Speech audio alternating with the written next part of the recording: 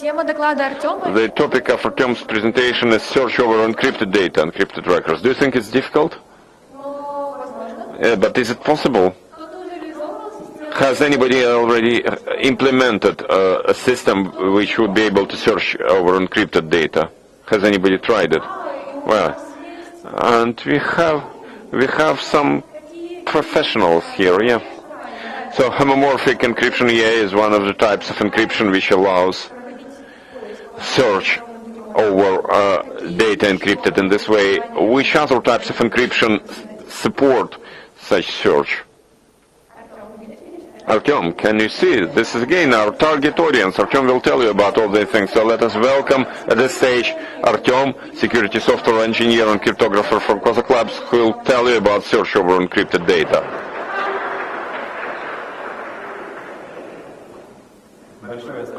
Many thanks, Nastya, for such a great introduction. I'd like to thank the organizers of this conference for providing me with this opportunity to open this block of cryptographic presentations. Actually, if you look deeper, people say encryption is difficult, but you know, in anything and everything, when you learn something, it doesn't look so scary anymore. So even though my presentation will be of research and technical nature, I tried to make it as clear as possible, and I will try to explain something in simple words. So we will be talking about search over encrypted data, encrypted records. So we have a situation where data has been encrypted, and it's not possible anymore to do any search, to select anything from the data. So we'll consider several techniques whereby it is possible to somehow activate the search functionality over encrypted data. I will tell you about the trade-off which developers of such systems are usually faced with. I will tell you about the methods we in Cossack Labs use to create our system of search over encrypted data, and which sort of problems we had to solve, what we have been faced with.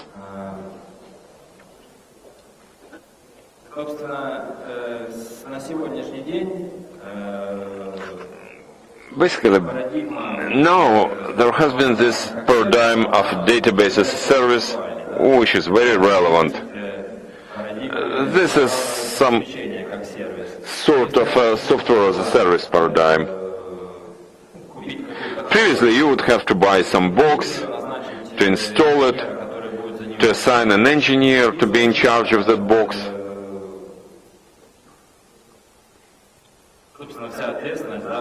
And then that person would bear the whole responsibility, and you would be able to control these things locally.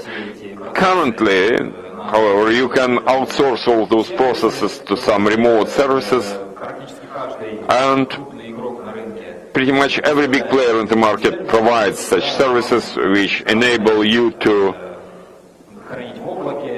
store your data in the cloud or in any remote location, which results in a significant reduction of costs, data storage costs for you. It all works nicely when your data are not confidential. That is to say, it doesn't matter to you whether anybody will be able to read the data, to learn about the data. But when we are talking about confidential data, for example, personal data, we immediately get some difficulties with outsourcing those data into some cloud where you will not be able to control where they are physically located. Today, You probably know that Существует ряд there is a number of legal restrictions such as GDPR, в области здравоохранения, there is HIPAA in health industry. нормативные There are all those regulations which stipulate that medical data, personal data have to be secure, to be protected in a proper way. это еще дополнительно подталкивает And this is another factor that pushes the development of cloud systems, but also development of security systems, which would enable somehow guarantees of data integrity in the cloud. So what are problems we are faced with when confidential data have to be sent to the cloud? First of all, it's about dishonest database administrators. We cannot trust database admin of our remote storage provider because that admin has root access to the database. He or she is able to read the logs, to read all system alerts, system messages, to analyze the whole process of data processing and to learn about the contents of those data. Also, there may be hackers with root access. This is a similar situation. Also, in research literature, in research publications, there is also an argument stating that when the storage provider changes owners, when the old owner sells its business to the company whom you probably will not trust, then there is a threat for those data. So, what means do we have to protect those data? First of all, of course, you start thinking about encryption. This is a trial method. So before ever sending data to the cloud, we should completely encrypt them and upload them to a remote database. Of course, in that case, you lose the whole search functionality. You have to reload the database again, to decrypt it, to do some search locally in your client. After that, you have to encrypt it again and to send it again to the cloud. So all this is about overheads, and it removes all the benefits of remote storage using cloud technologies. Another approach is the one where there is so-called searchable encryption. Here in this chart you see in a very abstract way how it works. Similarly to a usual situation, you encrypt your data, you send them to the database. However, you encrypt it in a special way which would enable you in the future to create search queries in a secure way, to send them to the database, and then when the database server receives such a query, it will be able to identify the data you have to send back in the encrypted form, but that server will not be able to learn about the contents of those data. Looking at this classification of encryption techniques which implement searchable encryption, there is a number of those. The best known ones are symmetric searchable encryption. You see this left rectangle, and the right one, which is public key encryption with keyword search or PACS. Here we see the whole range of schemes of techniques offered starting year 2000. This is a very young area of research, and there are abbreviations and names of authors. So the total of about 50 techniques has been offered, which are targeted at different types of functionality. Some of those schemes, some of those techniques are more secure, some of them have better performance, some of them have wider functionality. Most of those techniques are usually базируется на based хранении on вместе saving, данными некой together with encrypted data, some secure indexes. And those indexes would allow identification of messages within this encrypted message space, messages which should be returned during search. Also, you may see in research publications the term trapdoor. This is a mechanism which enables such search and sending back the identifier of the record which should be returned during search. таких схем, оно связано A big number of such schemes, such techniques is due to the fact that there is a four-sided trade-off with all this searchable encryption problem. On the one hand, there is security, or различным аналитическим the ability to withstand various cryptographic attacks. это производительность. On the other hand, there is performance, which is usually about the speed of query processing. The third one is the queries themselves. In some schemes, they try to improve security, but at the same time they have to forget something which is usually about performance of those queries. It applies to each and every side. Usually we try to improve something and then three other aspects would suffer. And the last thing is architecture. So some techniques are oriented at outsourcing, data outsourcing, when there is one client writing the data and one client reading the data. Other systems are aimed at data sharing, when there are many clients able to write the data and many clients able to read the data. Of course, you cannot design a technique which would be very good for all parameters. In any case, you have to victimize something, to drop something. That's why there is a huge number of those techniques offered by now. Now let's discuss security a little bit. Any and every technique for searchable encryption has certain negative aspects, negative factor. Namely, there is a leakage of information, leakage of metadata, so-called metadata. Actually, these leakages,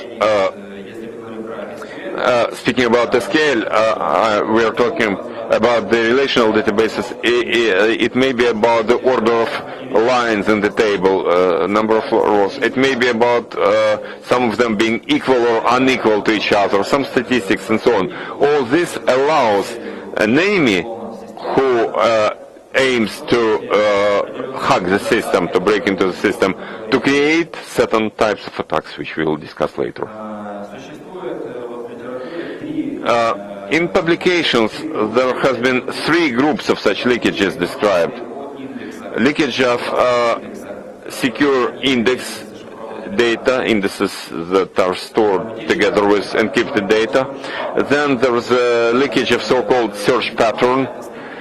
So speaking formally, it's about the structure of the query itself, the query which you send to the database, and a leakage of access pattern. This is the result of your query getting executed, like how many lines you get back as a result, for example. In that process, we consider two categories of dangerous storage providers. One is so-called honest but curious. I mean, people who are, well, honest but curious. They follow the protocols honestly. They do everything they need to do, but they try to get as much information from the system as possible. And on the other hand, there are malicious ones, those who can actively interrupt with the protocol, replace the results, enter their own results, and so on. So it's similar to passive versus active attacker in telecommunications channels. There are attackers who just listen to the channel, and there are people who can put their own data there or to modify them. So based on that, The proper description of security, usually the best known descriptions are shown here in the bottom part, and the strongest one is the one by Kurt Moller in 2006, and it says that no leakage can be tolerated at all, be it metadata, secure index metadata, or search pattern, or information from the pattern. But unfortunately, such schemes exist in theory only. In practical life, in real life, nobody has been able as yet to implement such a scheme. Because of the difficulties, they all look very abstract, and when you start and try and learn about any details, you are faced with huge contradictions. And also there is a softer definition of security which is called full security. It was created by Shannon in 2009. Access pattern leakage may be tolerated. Such schemes do exist with their implementation. They are implemented, but they have very low performance for production. By way of example, if you do a search using such schemes through the collection of 5,000 items, then that search will take 45 to 47 seconds. For production databases, it's completely unacceptable, of course. Now let's look at the most dangerous type of cryptanalytic attacks, which searchable encryption schemes may be suffer of. Those attacks are leakage inference attacks. What is specific about those? The enemy is not going to brute force your algorithm. We all understand that when you are using good stable algorithm like AES-256, our data will be reliably protected and secured. There will be confidentiality. And these attacks exploit this leakage that we mentioned before. Actually, I will use this example. Suppose that in this column you have data with low entropy. For example, possible distribution of keywords is weeks and days. So on the total, you are possible to see 7 types here. Sunday, Monday, Tuesday, and so on until Sunday. No other options here in this column. Then the probability of guessing successfully that value will be 1/7. 1/7. And it doesn't depend on the algorithm you use to encrypt those data. Just by analyzing that leakage and by analyzing the statistics during any queries, the enemy is able to improve that probability, to increase that probability, to be able to forecast the value of that encrypted text without the need to break into the algorithms itself. Such attacks in various conditions, in various situations, there are attacks being carried out with various original conditions, and they have different results. I have mentioned the best known ones here. Counterattack. For example, if 80% of the encrypted part of the database is known to the attacker, and if the distribution of the keywords is 5,000 at most, a counterattack is able to recover 40% of keywords. A stronger version of counterattack is a hierarchical search attack, which is able to reach the same 40% of keywords being recovered, but the enemy would only know 40% of your encrypted database. And also we have a necessary preconditions that it should be actively malicious, and is able to replace the results, to modify the results of the query. Now, after we discussed the theory a bit, we are now able to design our very own scheme. We can analyze which techniques are there publicly available, And we can understand what are the beneficial and result sides and deficiencies with each and every of those. So our task was to create our own technique. Which principles were guiding us? First of all, the prototype of the of what we are going to use should be open source. We all know that proprietary cryptography is a step back. It's better to have everything open, but everybody would be able to see what's going on, and if there are any defects found, then it would be possible to remove them faster, to eliminate them faster in open source software. Also, the scheme of that prototype should be stable enough to have a high degree of security against leakage inference attacks. And so the system should be oriented towards working with SQL databases. Because I have to repeat that science knows quite a number of schemes aimed at non-SQL DBs, MongoDB, document collections, and so on. So what are available solutions that we have noticed? Those included CryptDB, developed in 2011 by MTA, quite a well-known system. Mylar is a system aimed at web applications based on JavaScript, and CipherSuite in 2011. In 2018, sorry. We'll cover each of those systems in a bit more detailed way. CryptDB, now it is not supported anymore. As you can see, the last commit there was 5 years ago. Quite a well-known system. It's based on so-called onion cryptography. Actually, the huge advantages of this system are that queries, a big number of SQL queries is supported, and those include quality comparison type, range queries. All this support is implemented using various cryptography techniques, order preserving encryption, homomorphic encryption, and so on. So CryptDB is the whole set of cryptographic methods. But disadvantage of this system is about its security. Why? Because if you need such functionality, then you have to remove those layers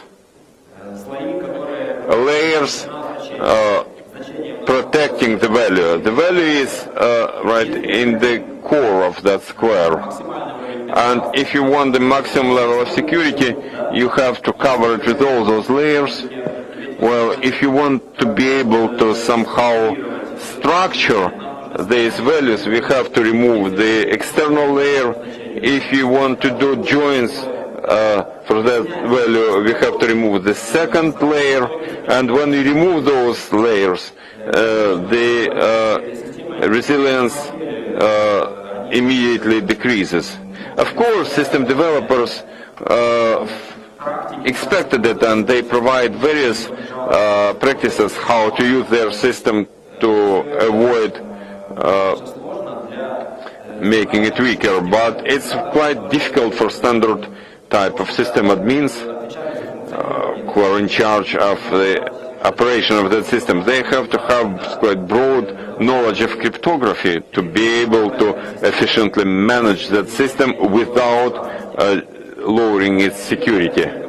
And this is a bit against, goes a bit against our philosophy in the company, because we believe that if this is a security solution, then it should be good enough right out of the box.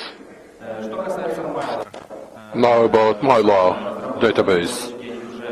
It's outdated, it has not been supported since 2015. Why didn't we choose Mylar?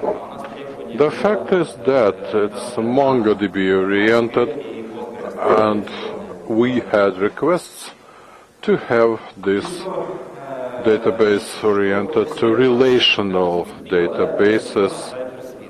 And the most interesting thing was Cypher Suite, which is quite recent. It has appeared in 2018. Let's have a closer look to its operation and structure. It has a very straightforward and intuitive cryptographic design. If you want to encrypt a column in your table, you have provided for additional index column for saving the indexes. Then you use Cypher Suite library based on the client to calculate the index, which is actually MAC value of the open text. You see, data A is the value to be encrypted and to be used further for search. The table is very simple and it has 3 fields only. It's index field, field for encrypted data, and for some other kind of data. Data A is the data to be encrypted, and we use field A for this data, and the first field, index field, for the index. For select, we use index field and calculate MAC value of our data. And as soon as the database answers, we decrypt A value and use it further.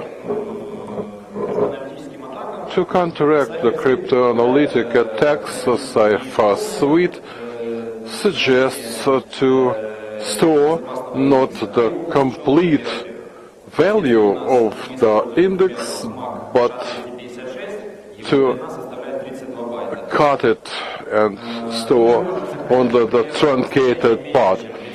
For instance, if this value is 32 bytes long, we can store less than 32 bytes, so hiding the entire index from the adversary. The result is that we improve security, but at the same time there is higher probability of index collisions, meaning that you can get false positives as a select response. More than one lines having the same truncated indices. It means that your application should be able to filter non-relevant lines. What we did was using our own ACRA product, which is Never's proxy for database protection, and this product allowed us to modify Cypher Suite idea and to get rid of non-relevant lines in the select response. ACRA is a set of utilities based on the reverse proxy server between your application and database. All queries go through these proxy server, and ACRA supports some security features like encryption, authentication, a separate firewall, key management, and monitoring and observability. ACRA is a completely production-ready tool, and it has been implemented inside our reverse proxy server between applications and the database. let's have a closer look at cryptographic design. All security features are taken from the application to ACRA server, which is a single trusted point where all the keys to be used for decryption are stored. The database is able to store data only, and the application is able to encrypt data. The capability of data encryption may be transferred to ACRA server, so that ACRA has two modes, the standard mode and the transparent mode, where the application does not encrypt data anymore, but ACRA server does. How the query are structured with the search possibility. In transparent mode, the query comes as a plain text, and then it's changed by adding the index, and then the ciphertext is concatenated. In the standard mode, the ciphertext is used with the addition of secure index. Select is using the database specific substring, the instruction that can get the first 32 bytes of data stored in the table and compare it with mock value, and if they coincide, the line goes to the table. To do that, we have two configuration files, one for credentials and one for encryption, where you have the table and the encrypted columns in the table. The advantages of proxying as compared to client-based solution are as follows. When we get response containing non-relevant lines, the filtering function can be executed by ACRA server, and in this case the application will get the relevant results only. What are we going to do in the future? First of all, secure index truncation and false positive filtering.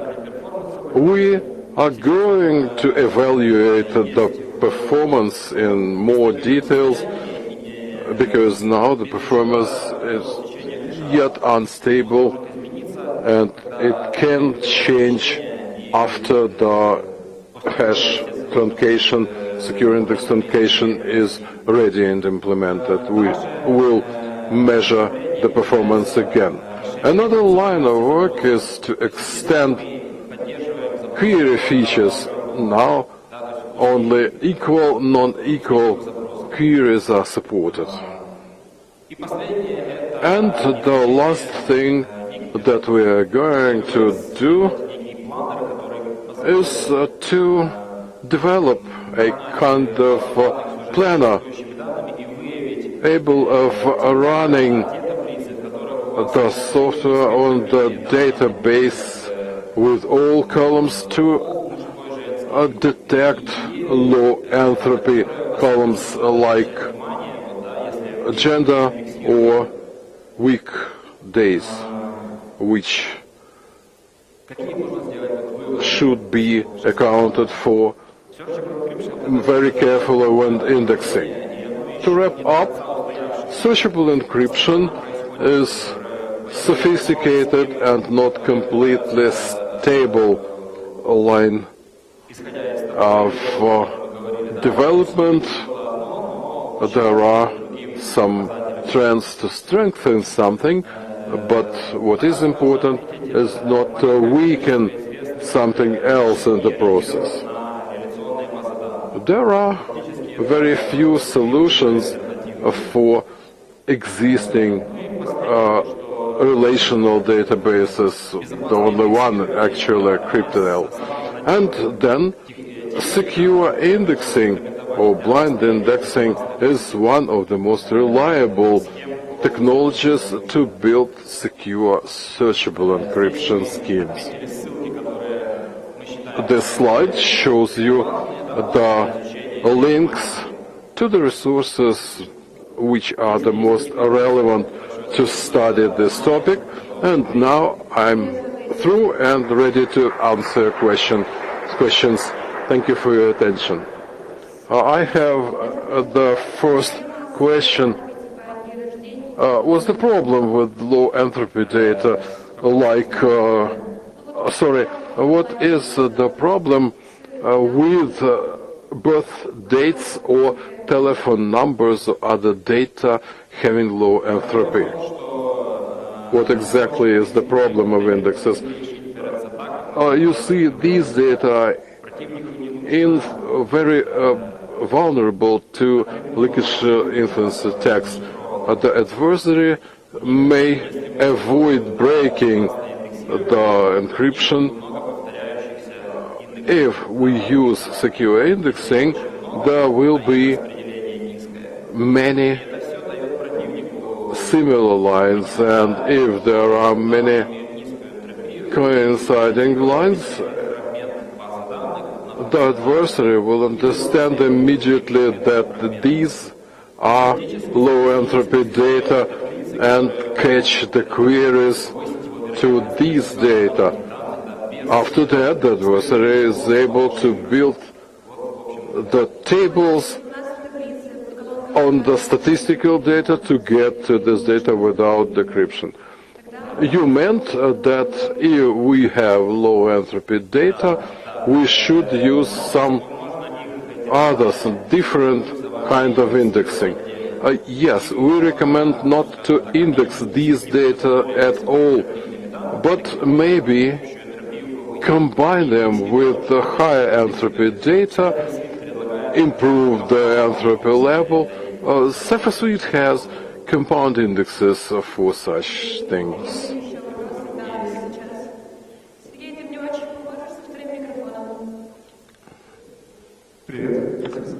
Hello, thank you for your interesting presentation. It will be very exciting to see how do you extend the query features. The approach linking MAC MAC to data is also related to the problem of low entropy data with the same MAC. And this is really similar to storing hash instead of password.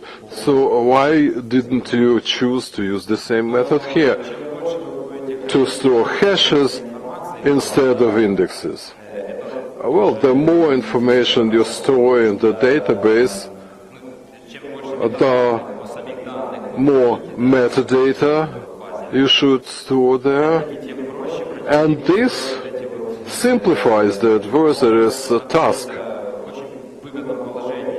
The adversary's advantage is that he sees all the query statistics. Which fields are the most popular, so to say. He can create statistical data tables to find out what kind of data it is. If you use more than one column for indices, it means that you provide more information for the adversary. Artem actually mentioned compound indices.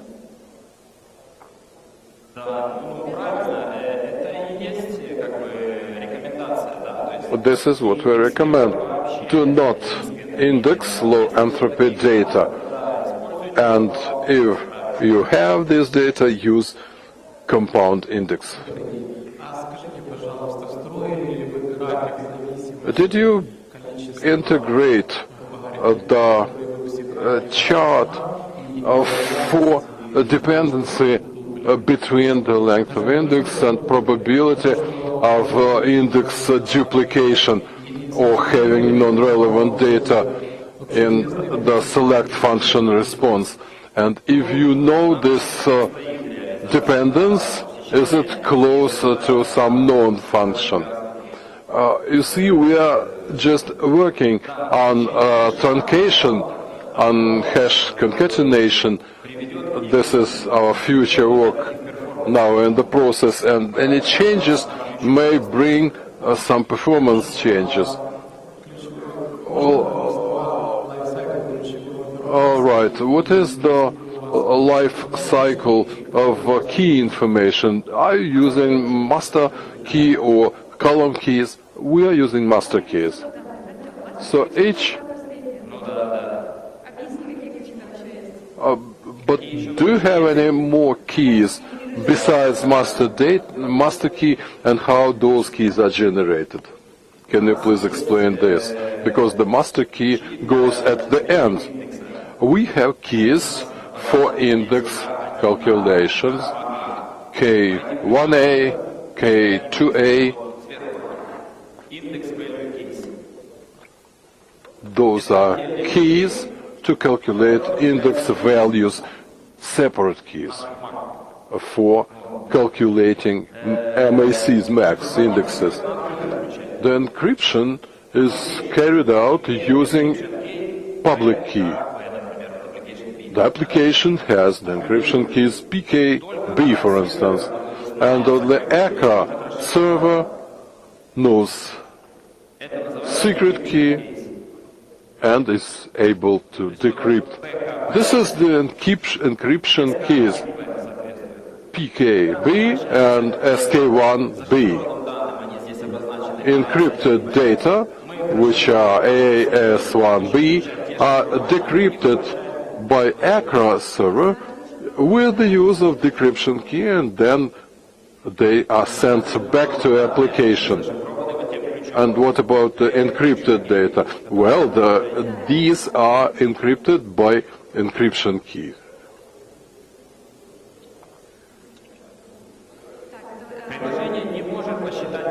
You see, the application cannot calculate the index.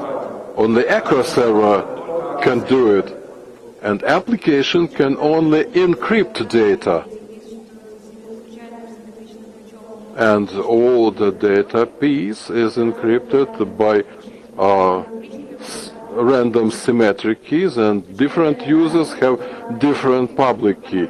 So it's compartmentalization, different public keys for different users and different services. And master key is used to encrypt the encryption keys. It's the key hierarchy. The highest one is the master key. And we have documents if you are interested. Are there any more questions? All right, get the mic.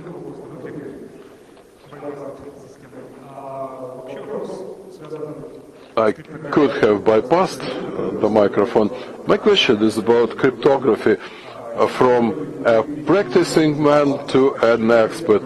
Did you investigate the security of hashes whose values depend on input data but does not change significantly due to the small changes in the input data?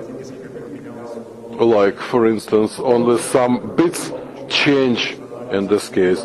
These frameworks may be helpful in extending the functions. You mean the hashes used for indexing? Well, the most simple option, in my opinion, is HMAC 256 or BBKDM2, which are iterative, are more sophisticated, and they can be used to strengthen the system against the brute force key listing, but they have lower performance. Cepher Suite recommends to use PBKDF2 for slow indexes and simpler hashes for fast indexing. Okay, PPKTF2 is just a hash use scheme where you can use any hashes. Usually you would use a cryptographic hashes having so-called login effect. But what about different schemes where the hash values are similar for similar data, and you can choose similar cases for the things like password 1 and password 2. Well, it's harmful for security. But do such schemes exist? I never met them. You see, the hash function task is to support this avalanche effect, because even a small change in input data will significantly change hash value. The schemes where the hash values change insignificantly, well, I've never heard about such schemes. Well, it's possible, but you see, what we need is knowledge at the edge of cryptography, optimization, and databases. I think it's possible, but I have no idea what they are.